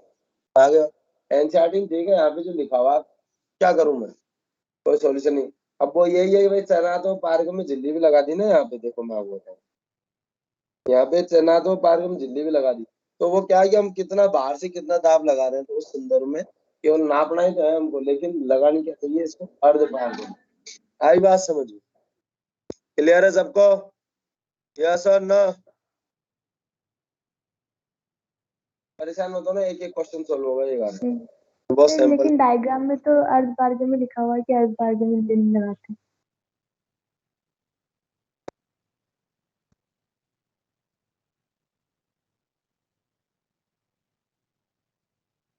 कहाँ पे लिखा हुआ है, कहाँ पे डायग्राम, कहाँ पे। तो मेरी वाली एनसीईआरटी में है। हाँ हिंदी वाले में होगा। परेशान मत हो, मैं यही कह रहा हूँ, इसको लोकल लोड मत लेना, है ना। मैं आपका साथ देखो ये लिखा हुआ है, रात को बताओ, है ना। कुछ स्टूडेंट भूल गए बात को, मैंने क्या कहा था, वो बायर स्टम्प किसने दिए, पास्टर ने दिए। अब वो है एनसीईआरटी में, लेकिन ज्यादातर जो एनसीईआरटी में डिलीटेड हो रखा है पोर्शन, तो परेशान होने की जरूरत है नहीं। क्लियर है, अरे समझ में आ रहा नहीं आ रहा तुमको, यस सर। चैप्टर बहुत सिंपल है, और जब क्वेश्चन करोगे ना तो आपको सारी चीजें बहुत आसान लगेंगी। तो बताइए भाई, देखो ऑस्मोटिक प्रेशर या प्राशन दाब क्या होता है, जब विलयन तथा इसके विलायक को अर्धपारगम झिल्ली से पृथक कर रहे हैं। भाई विलयन और विलायक अब पृथक कर रहे हैं, तो अब विलयन में जल की गति को रोकने के लिए जो बाहर से एक्स्ट्रा दाब लगाना पड़ रहा है, उसको हम क्या कह रहे हैं, प्राशन दाब कह रहे हैं, नहीं कह रहे, बोलो आया ना। तो जब विलयन और इसके विलायक को अर्धपारगम झिल्ली से पृथक किया जाता है तो विलयन में उत्पन्न द्रव स्थितिक दाब को हम क्या कहते हैं, प्राशन दाब। क्यों, क्योंकि बताइए क्या होगा, विलयन में जो दाब उत्पन्न होगा जल को खींचने के लिए, आ गई बात समझ में। तो बताइए जल अंदर आएगा तो जल की वजह से बताइए वो ऊपर की तरफ उठेगा नहीं उठेगा, ठीक। तो द्रव स्थितिक दाब, या देखो भाई दूसरी डेफिनेशन, प्रासरण रूप से सक्रिय विलयन में अर्धपारगम झिल्ली के आर पार विलायक की गति को रोकने के लिए जो आवश्यक दाब है उसको हम क्या कहेंगे, प्रासरण दाब। केवल बंद तंत्र में, झिल्ली बंद तंत्र में विकसित होगा ना, अरे झिल्ली से बंद तंत्र में विकसित होगा ना, झिल्ली कोई सी भी है क्योंकि हमारी कोशिकाओं में भी होता है ये, तो आ गई बात सब। तो झिल्ली चाहे वो चयनात्मक पारगम में चाहे अर्ध पारगम में, बात क्लियर सब। तो झिल्ली बंद तंत्र में ही विकसित हो सकता है, क्या खुले में विकसित होगा क्या। अरे तुम बाल्टी में पानी भर रहे हो क्या, उसमें है ना जो पराशर दाब लगेगा क्या, तालाब में पानी भर रहा है क्या, उसमें पराशर दाब लगेगा क्या, नहीं लगेगा ना, बोलो आया ना। मापन की इकाई क्या बताओ, दाब की मापन इकाई एटमॉस्फेयर बार पास्कल, यही है ना। और ओपी को हम पाई से दर्शाते हैं, ये आपको वो फिजिकल केमिस्ट्री पढ़ोगे शायद, तो फिजिकल केमिस्ट्री में ऑस्मोसिस वगैरह आएगा, ठीक है। क्लियर है क्या, आ चुका आएगा, आएगा अभी, है ना। अब ओपी को प्रभावित करने वाले कारक कौन से, जो एनसीईआरटी में लिखे हुए वही बता रहा हूँ, क्योंकि आपको यही ध्यान रखना। बताओ भाई विलय कणों की सांद्रता सही बात है या नहीं, अरे ध्यान दो इधर, इस चैप्टर में एक एक पॉइंट पर नजर यहाँ होनी चाहिए, कहीं भी ध्यान मत दो, चाहे कीड़ा भी काट गया ना तो तब भी ध्यान हमारा भंग नहीं होना चाहिए। इतनी मैं इंपोर्टेंस के साथ कह रहा हूँ, इतना सिंपल है चैप्टर। आई बात समझ? विलय कणों की सांद्रता, बिल्कुल सही बात है भाई। विलय में अणुओं का आयोनाइजेशन, आयोनाइजेशन जैसे सपोज करो आपने 1 ग्राम ग्लूकोज डाला 1 लीटर पानी में, और यहाँ पे डाला आपने 1 ग्राम NaCl, तो बताओ अभी NaCl तो टूट के Na+ और Cl जस्ट डबल हो गए, नहीं हो गए विलय के कण हैं भाई। यहाँ पे सपोज करो 100 ग्लूकोज के अणु डाले तो 100 के 100 ही रहे ना। यहाँ पे आपने 100 NaCl डाल दिए तो 100 Na 100 Cl, विलय कण 200 आप तो आ गई बात समझ।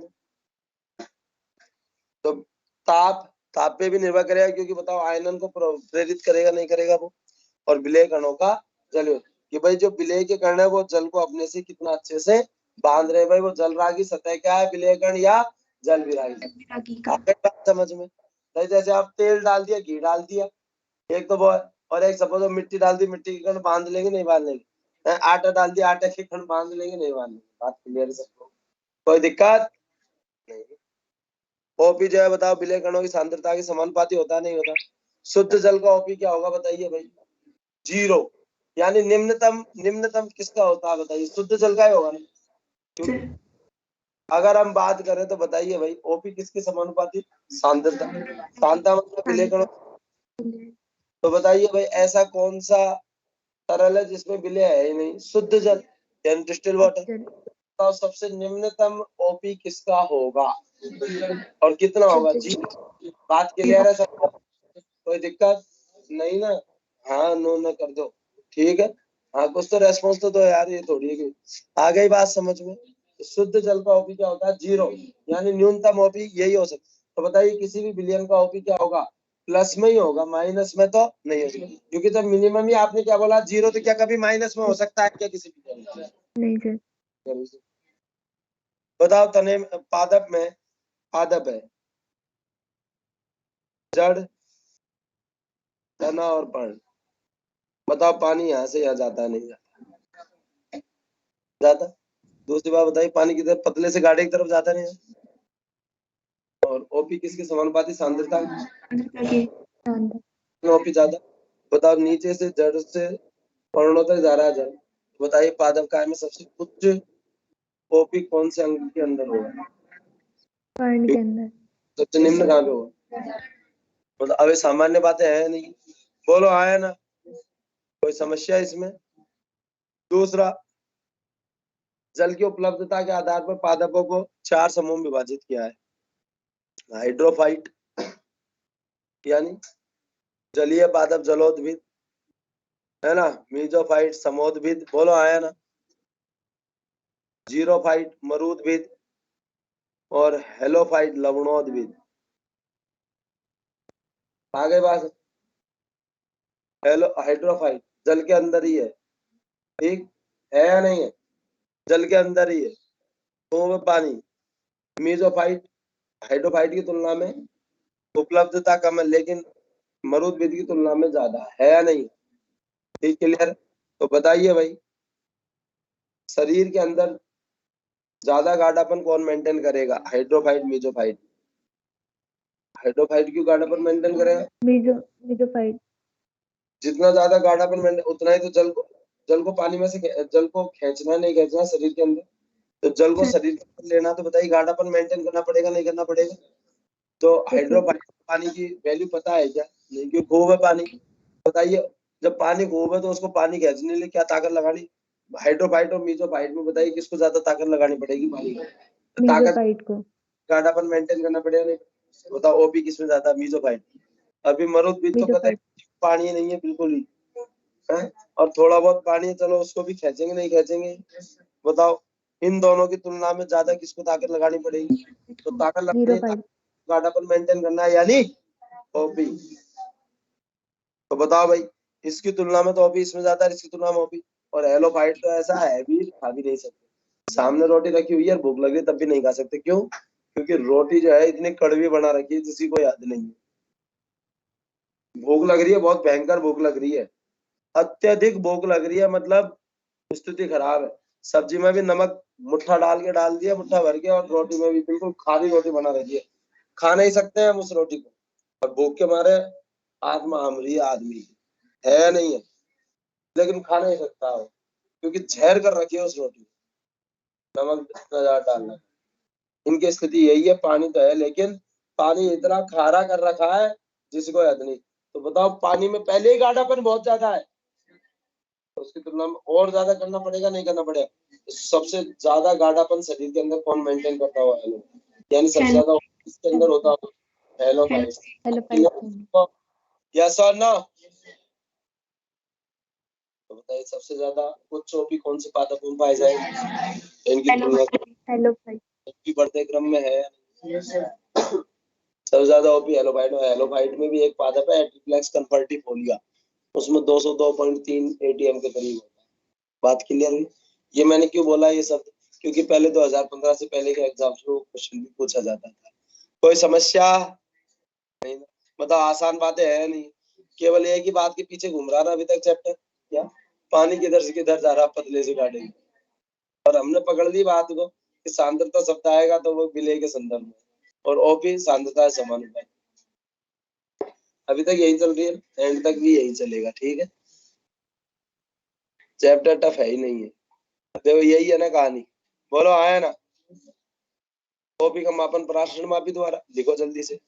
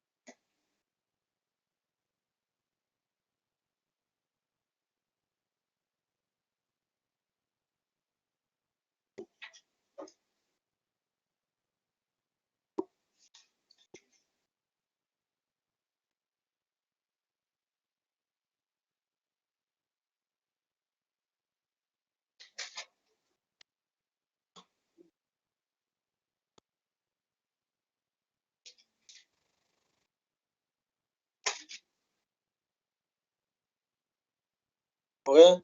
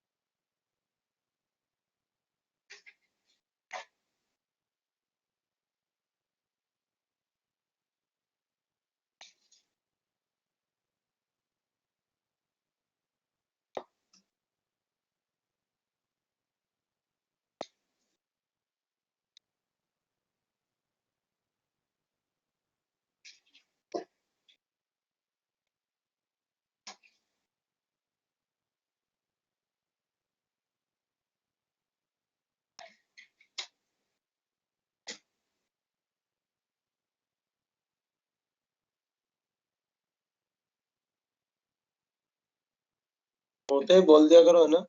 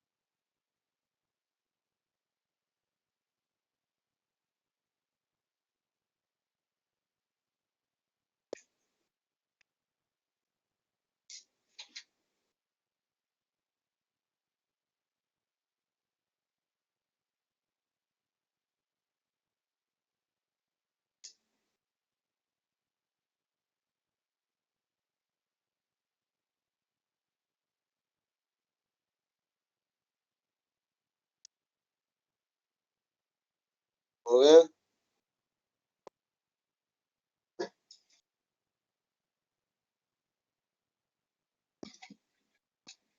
हो गया सबका? अब देखो मेरी आदत है ना, इस वजह से मैं बता रहा हूँ, क्योंकि एक क्वेश्चन पूछा गया था और वो पूछा गया था 1 मोल ग्लूकोज विलयन का 0 डिग्री ताप पर कितना रासायनिक दाब हो। मुझे पता है कि आप केमिस्ट्री में पढ़ के आते हो, कर लेते हो, केमिस्ट्री में पढ़ोगे आप, कर लो। लेकिन होता क्या है कि स्टूडेंट की ये साइकोलॉजी होती है, अगर उसी क्वेश्चन को बायोलॉजी में दे दिया ना, बायोलॉजी वाले सेक्शन में, तो उसकी आत्मा डाउन हो जाती है, अरे ले ये तो पढ़ा ही नहीं हमने, जबकि वो केमिस्ट्री का कॉन्सेप्ट लगाए कर सकता है, लेकिन उस समय वो क्या होता है, दिमाग इतना पजल्ड रहता है कि वो सोच ही नहीं पाता। इसलिए मैं आपको बताऊं, तो देखो भाई, आप बॉन्ड टॉप फॉर्मूला पढ़ोगे केमिस्ट्री में, आगे बात सही। ओपी का मापन जो है बॉन्ड टॉप समीकरण द्वारा किया जाता है, और ओपी को किससे दर्शाया जाता है, पाई से। ये बात क्लियर है सबको?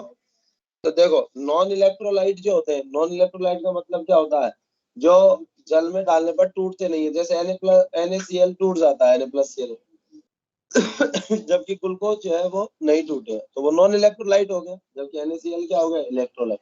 आ गई बात समझ में? तो इसका जो फॉर्मूला है ओपी, यानी ओपी को हम पाई से, पाई इक्वल टू MRT या CI। एम या सी जो है वो है मोलर सांद्रता, आर गैस नियतांक है, और यहाँ पे जो आर की जो वैल्यू रखते हैं हम 0.082 लीटर ATM पर केल्विन पर मोल, जबकि अलग अलग जगह जूल में अलग होती है, केल्विन में अलग होती है, वो 1.987 जूल में होती है, कैलोरी में होती है ना। हाँ मुझे नहीं पता क्यों मैं भूल। और टेम्परेचर जो है वो क्या भाई, केल्विन। इलेक्ट्रोलाइट के लिए क्या होगा, MIRT या CIRT, यानी आई क्या है, आयोनाइजेशन नियतांक या कांस्टेंट। अब एक क्वेश्चन पूछ जाता है, ये बात क्लियर हो गई, ये पढ़ोगे आप वहां पे, कंफर्म पढ़ो। 1 मोल ग्लूकोज विलयन का 0 डिग्री सेंटीग्रेड ताप पर कितना ओपी होता है। तो बताइए भाई, ग्लूकोज क्या है, नॉन इलेक्ट्रोलाइट, तो देखो ओपी क्या होगा, 1 मोल ग्लूकोज सॉल्यूशन, तो 1 × 0.082, और 0 डिग्री सेंटीग्रेड यानी कितना केल्विन है, 273। बताइए 22.4 ATM आ रहा है। और अगर सपोज करो आप 1 मोल NaCl और 1 मोल ग्लूकोज को विलयन में डालते हो, विलय में, विलायक में, तो बताइए किस में विलय अणुओं की सांद्रता बढ़ जाएगी? NaCl, क्योंकि और Cl अलग अलग टूट जाएंगे ना, तो बताइए भाई उसकी सांद्रता ज्यादा हो जाएंगे। तो अगर हम इलेक्ट्रोलाइट नॉन इलेक्ट्रोलाइट बराबर सांद्रता में लेंगे तो किसका OP ज्यादा होगा? इलेक्ट्रोलाइट में ज्यादा होगा। परासरण अगर हम बात करें तो दो प्रकार का कोशिका संदर्भ में, बाह्य परासरण और अंत। अगर सपोज करो जल का अवशोषण हो रहा है कोशिका के अंदर तो अंत है, और जल बाहर निकल रहा है तो, अब ध्यान से सुनिएगा, अगर सपोज करो कोशिका को हमने अल्प पराशरी विलयन में रखा है, यानी कोशिका की तुलना में बाहर जो विलयन पतला है, तो बताइए कोशिका के अंदर से जल बाहर आएगा नहीं? और कोशिका अंदर जल बाहर आएगा तो बताइए कोशिका कर जाएगी, सिकुड़ जाएगी नहीं? अल्प पराशरी में रखा है तो बेवकूफ हो, मैंने तुरंत।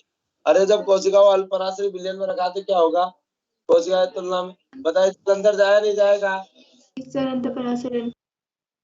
तो बताओ कोशिका फूल जाएगी नहीं फूल जाएगी? और अगर सपोज करो अति पराशरी में रखा तो क्या होगा? कोशिका के अंदर से जल बाहर आ जाएगा नहीं आ जाएगा भाई? क्योंकि कोशिका का कोशिका पतला है उसकी तुलना में, और वो अति पराशरी विलयन में, तो बताओ वहां से जल बाहर, तो कोशिका सिकुड़ जाएगी नहीं सिकुड़? बोला है ना? तो बाह्य पराशरण पे क्या होती है? कोशिका सिकुड़ जाती है, और अंत पराशरण कोशिका फूल जाती है। कोई दिक्कत किसी को? नहीं ना, यही है ना, लिखो।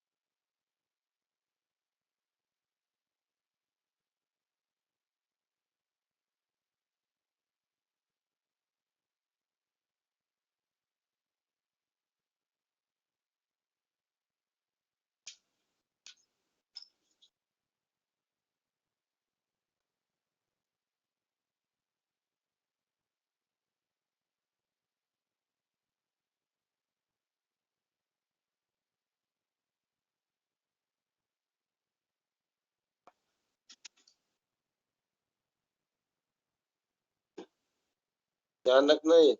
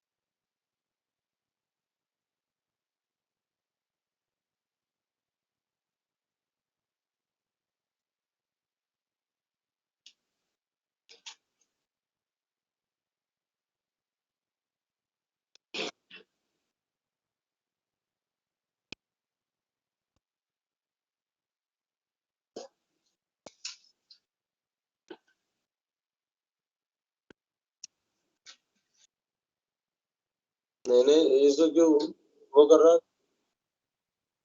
ऐसे बगल वाले को मत करो। ठीक है, मैं ये थोड़ी कह रहा हूँ भाई और लिख लो आप जल्दी से, लेकिन बेचारा कोई सिग्नल दे रहा है कि हाँ लिख लिया तो सही है, दबाने की कोशिश मत करो, ये गलत बात, इसमें पूरी क्लास का नुकसान होता है फिर।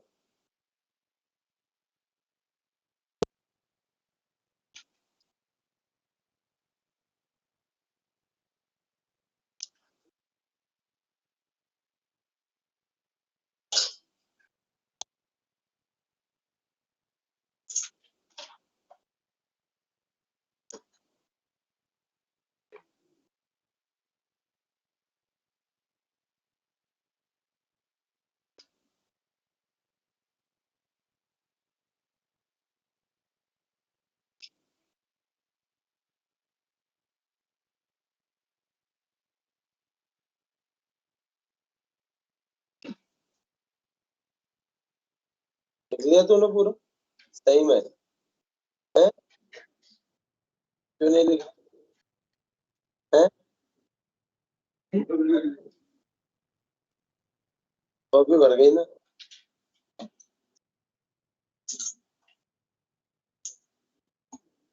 पता नहीं था कॉपी भर जाएगी आज।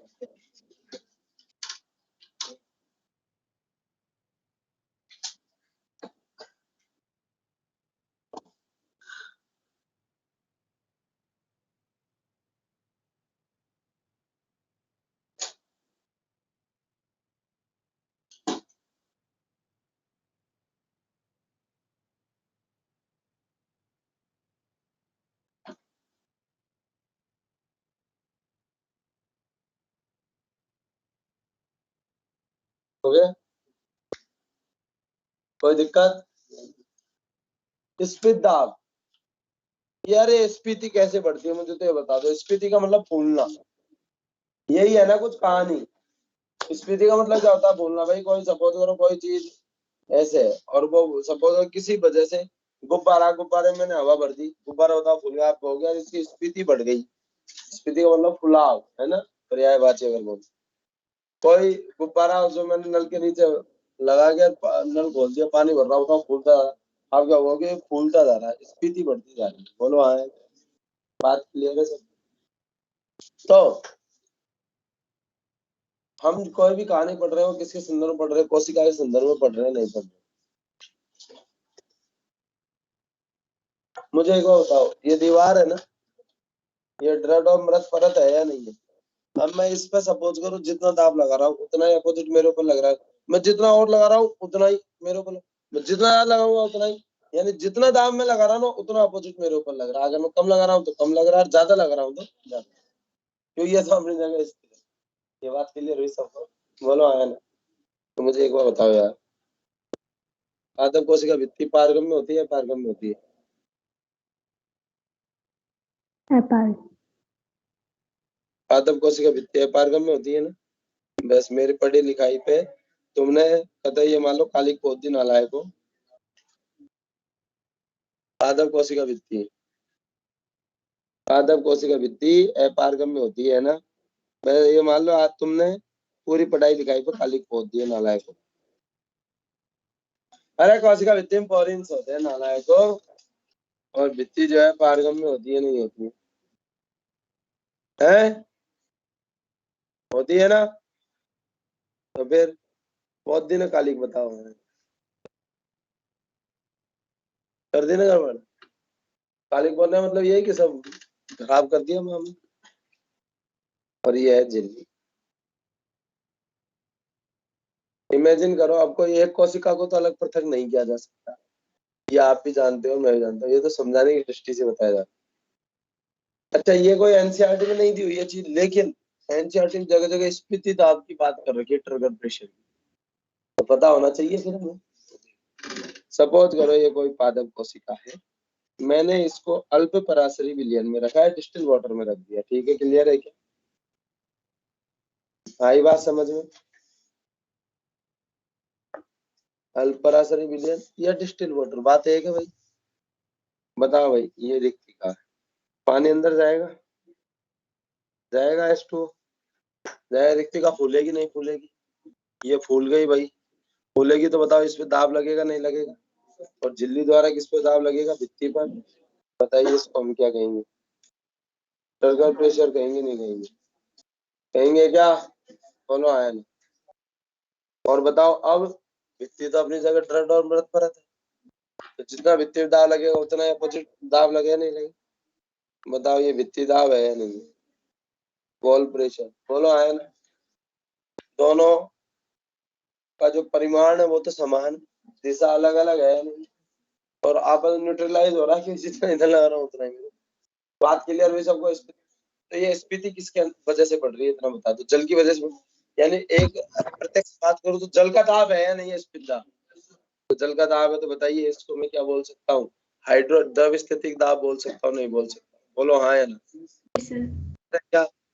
द्रव स्थितिक दाब क्यों? जल की वजह से ही बढ़ रहा है अगर देखा जाए, यानी हाइड्रोस्टेटिक प्रेशर।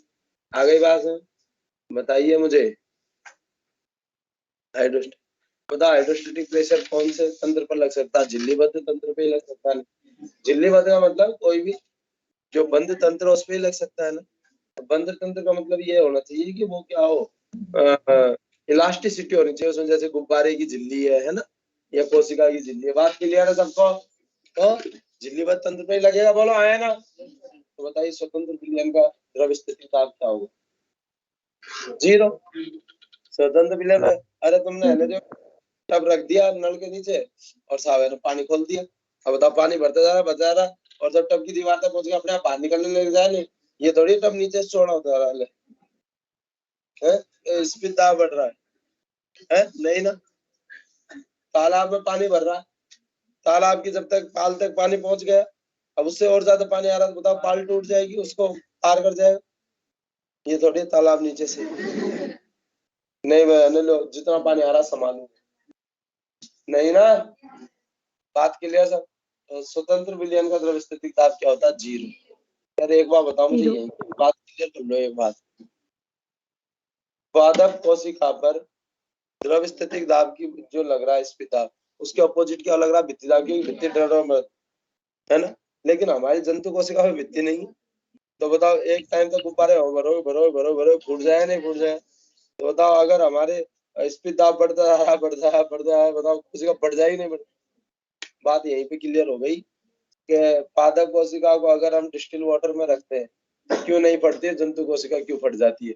क्यों? पादप कोशिका भित्ति दाब है एक निश्चित सीमा तक ही, भित्ति पे दाब लगेगा बाद में क्या हो जाएगा, उससे ज्यादा वो जल अफसोस नहीं करेगी, भित्ति दृढ़ और मृत। लेकिन जंतु कोशिका भित्ति नहीं होती, इसलिए क्या होता है?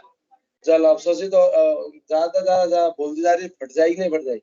इसलिए जंतु कोशिका फट जाती है, डिस्टिल वाटर में पादप कोशिका नहीं फटती है। बात क्लियर हो गई सब? बोलो आया ना। मामला खत्म। आसान है चैप्टर याद है, आगे भी आसान।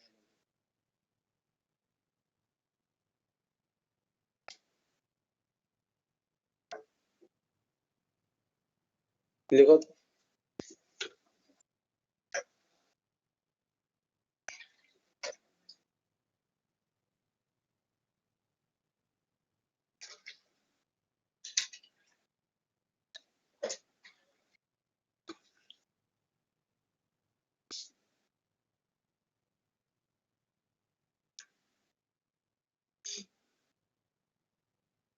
सर्दी तो नहीं लग रही? बंद करूं?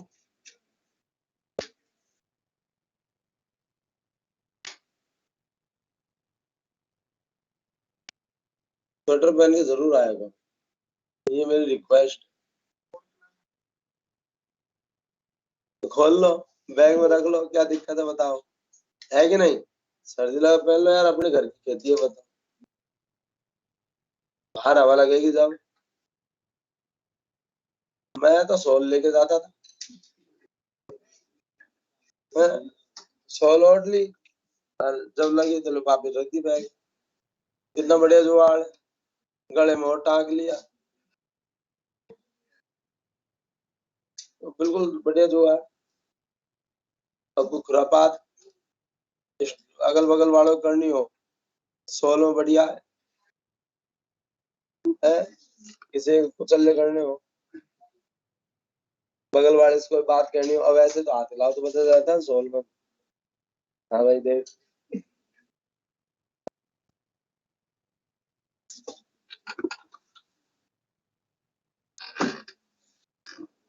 बात ये एसी है ना अत्यंत धीमी दर पे चल रहा है, सही बात तो ये बताऊं, कभी कभी आती है ना, तो टेम्परेचर जैसे 26 हुआ, फिर क्या होता है कि बंद हो जाता है, फिर दोबारा है ना जो,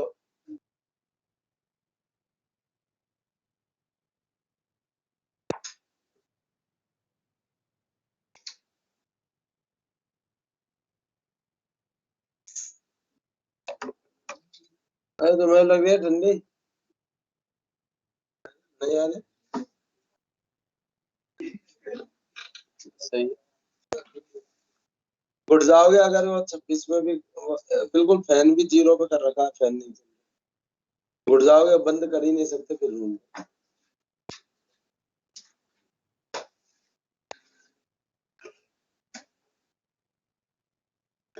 हो गया क्या?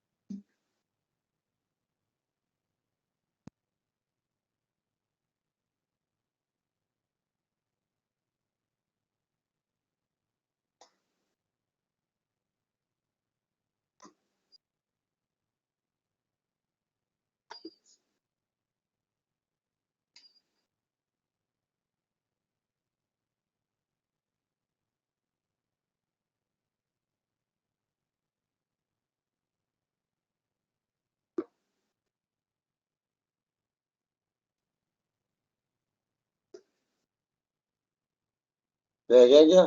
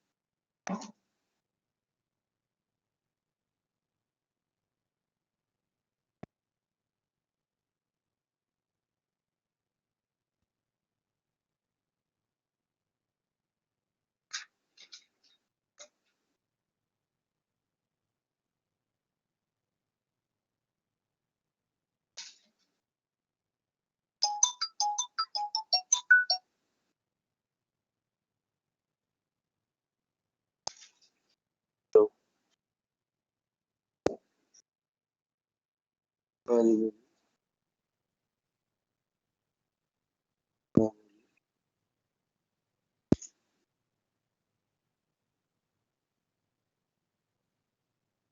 नहीं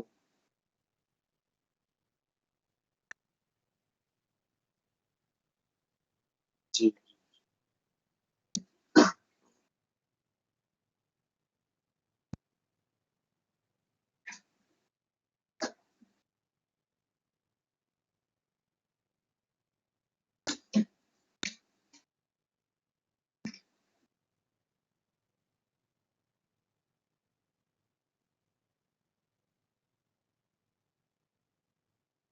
हो गया।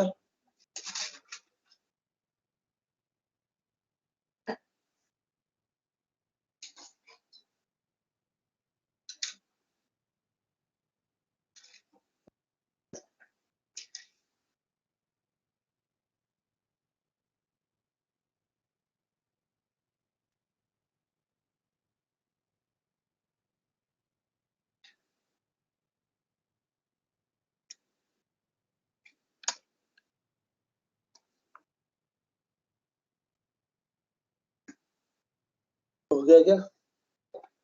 देखो भाई,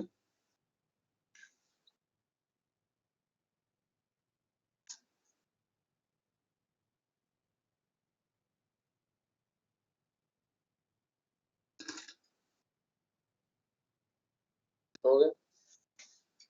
अब आप भी जान रहे हो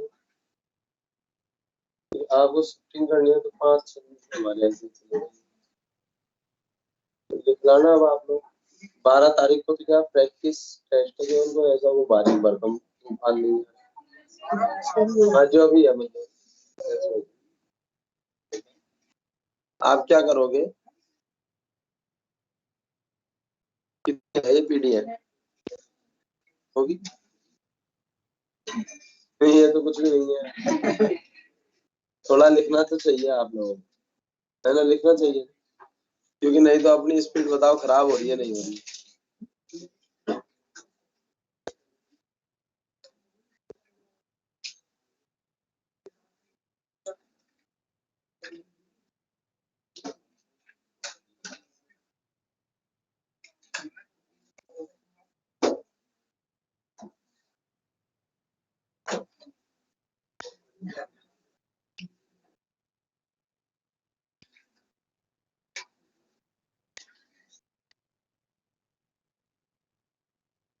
देखो ये पीडीएफ कोई ज्यादा बड़ी नहीं है, मैं आपको बता दूं, नहीं है ना, 3 पेज की पीडीएफ है, क्योंकि टोटल 6 दिखा रहा था, आगे पीछे 3 हो गए ना।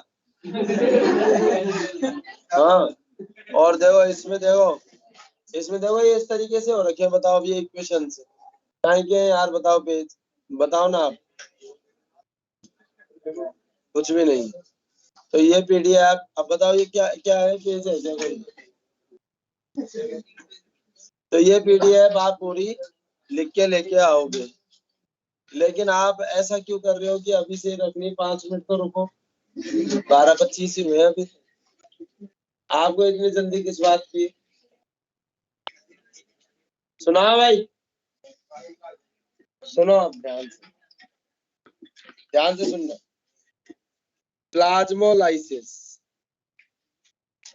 प्लाज्मोलाइसिस को हिंदी में बोलते हैं जीव द्रव्य संकुचन। बोलो भाई, बोलते हैं। अब जीव द्रव्य क्या होता है पहले ध्यान सुनो। यह है कोशिका झिल्ली, क्लियर है क्या? सुन लो अब बात को ध्यान से। यह है कोशिका द्रव्य, केंद्रक द्रव्य, और इसको बोलते हैं हम जीव द्रव्य। तो जीव द्रव्य में से क्या होता है, जल निकल जाता है, तो इस वजह से जो जीव द्रव्य का अस्तित्व वही खत्म हो गया, नष्ट हो गया। जीव द्रव्य नष्ट हो गई तो जल ही निकल गया तो खत्म। तो बताओ उसकी वजह से क्या हो रहा है, ये पूरी संरचना को हम क्या बोल रहे हैं, जीव द्रव्य को बोल रहे हैं, नहीं बोल रहे, प्रोटोप्लास्ट बोल रहे हैं क्या? तो ये जो प्रोटोप्लास्ट है ना जीव द्रव्य, उसका क्या हो जाता है, संकुचन हो जाता है। यानी जैसे सपोज करिए भित्ति है, अब मैंने इसको अल्पपराशरी विलयन में रखा, ध्यान से सुनना, या डिस्टिल वाटर में रखा, पानी बताओ बाहर आएगा नहीं आएगा? पानी भर आएगा तो क्या होगा बताइए भाई, ये भित्ति तो अपनी जगह दृढ़ और मृत परत है या नहीं है? और भित्ति पारगम में होती है, पारगम में होती है, पारगम में होती है ना, तो देखो भित्ति पारगम में होती है, बताइए भाई ये इस तरीके से बताओ संकुचित हो जाएगा नहीं हो जाएगा, बोलो। जीव द्रव्य संकुचित हो गया, क्लियर है? तो जीव द्रव्य संकुचित हो गया, और बताओ लगभग गोलाकार हो गया नहीं हो गया? और बताओ भित्ति तो पारगम्य है नहीं है, क्योंकि पोरिन्स उपस्थित है ना, तो बताओ वो जो अति पराशरी विलयन है, ये अल्प, मेरे मुंह से निकल गया, अति पराशरी विलयन है, तो बताओ ये अति पराशरी विलयन यहाँ भी बढ़ जाएगा नहीं बढ़ जाएगा, बोलो हाँ, यस और नो?